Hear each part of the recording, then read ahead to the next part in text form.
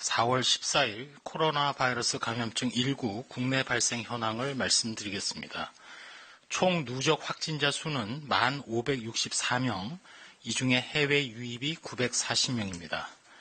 내국인이 91.7%를 차지하고 있고 총 누적 확진자 중에 7,534명이 격리 해제된 상태입니다. 신규 확진자는 27명이고 격리 해제는 87명이 증가하였습니다. 안타깝게도 사망자가 5명이 증가를 하였습니다.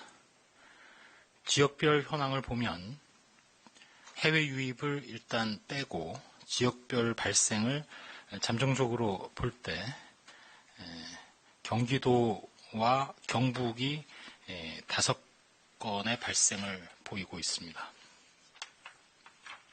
전국적으로 81.4%가 집단 발생과의 연관성을 확인할 수 있었습니다. 최근 2주간의 전파 경로를 보면 해외 유입이 절반이 넘는 52.3%, 거기에 더해서 해외 유입과 관련된 전파가 8.0%를 차지하고 있고, 장소를 보게 되면 병원 그리고 요양병원 등이 23.8%를 차지하고 있습니다.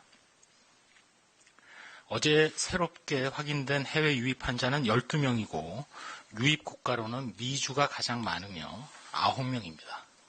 유럽 2명, 기타 1명이고 국적으로 볼 때는 내국인이 11명입니다. 각 지역별로 집단 발생 사례의 현황을 보면 대구 달성군에 소재한 제2미주병원에서 동일 집단 격리 중인 환자 직원에 대한 전수검사 중에 추가로 2명이 확진되어 현재까지 총 193명의 확진자가 확인되었고, 경기도 의정부시에 소재한 의정부 성모병원과 관련해서 격리 중이던 2명이 추가로 확진되어서 총 64명의 확진자가 확인되었습니다.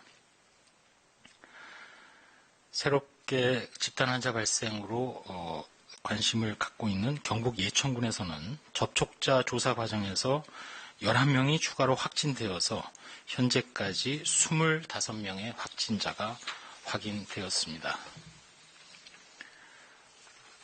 저희 중앙방역대책본부에서는 최근 2주간 해외 유입 환자가 50%를 넘어섰고 특별히 해외 유입으로 인한 전파 사례가 증가함에 따라서 자가격리 지침의 준수를 당부드립니다.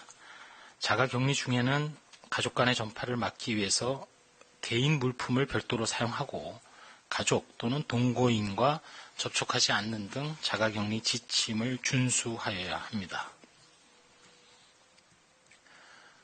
오전에 중대본 회의 후 브리핑에서도 설명을 드렸습니다만 정부는 코로나19 극복을 위해서 코로나19 치료제 백신 개발 범정부 지원단을 설치할 예정으로 진행하고 있습니다. 범정부 지원단 산하에 실무추진단이 구성이 되고 이 실무추진단은 국립보건연구원장 그리고 과학기술부의 연구개발정책실장이 공동단장이 되어서 치료제, 백신, 방역 물품 등 3개 분야에서 산업계, 학계, 연구계, 그리고 병원 및 의료계 등의 전문가가 참여하는 상시적인 협업체계를 가동할 계획으로 있습니다. 동시에 우리는 코로나19 예방 백신 개발을 위한 글로벌 임상시험 연구에 국제 백신 연구소 등과 함께 참여하는 것도 진행을 하고 있습니다. 중앙방역대책본부에서 내일 실시되는 총선 투표와 관련해서 투표소에서 방역 지침을 철저히 준수해 주실 것을 다시 한번 당부드립니다. 행동 수칙의 주요 내용과 관련해서 투표 가기 전 그리고 귀가 후에 손 씻기를 철저히 하시고 투표소에서는 반드시 마스크를 착용하시고 다른 선거인들과는 1m 이상 거리를 두셔야 합니다. 투표소 입구에서 발열 체크 그리고 손 소독제로 소독 후에 일회용 비닐 장갑을 착용하시고 투표소 입장 등 투표 사무원의 지시에 협조하셔야 합니다. 또한 투표 인증을 위해서 도장을 손에 찍는 등의 행동은 자제하셔야 합니다.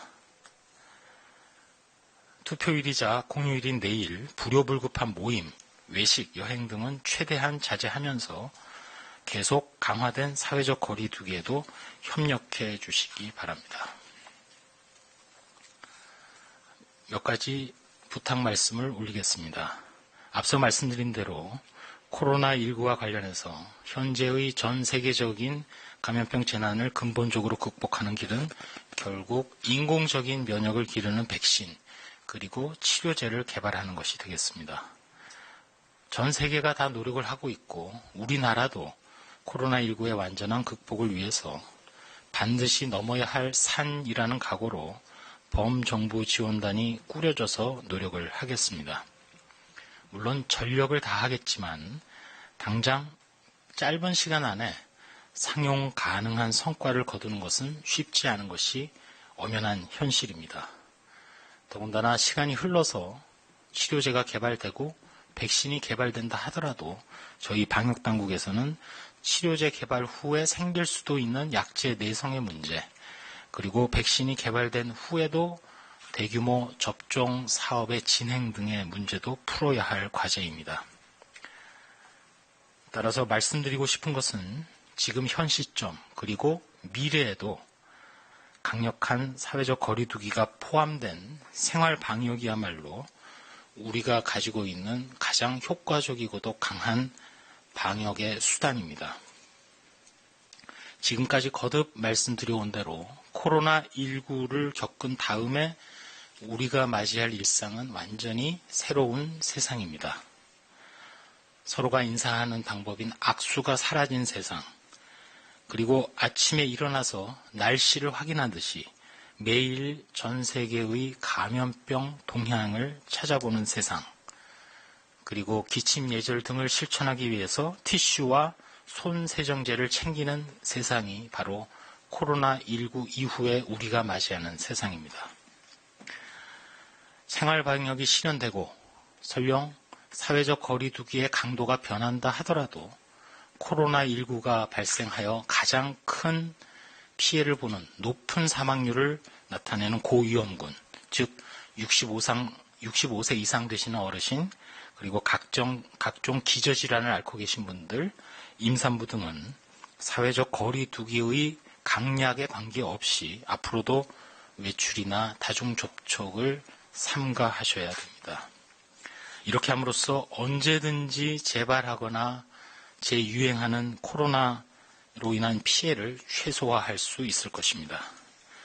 우리가 한 번도 가보지 못한 길을 가고 있지만 나 자신, 그리고 가족, 이웃, 사회를 위해서 우리 모두 연대하고 참여해서 보다 안전한 세상으로 전진할 수 있도록 부탁을 드리면서 설명을 일단 마무리하겠습니다.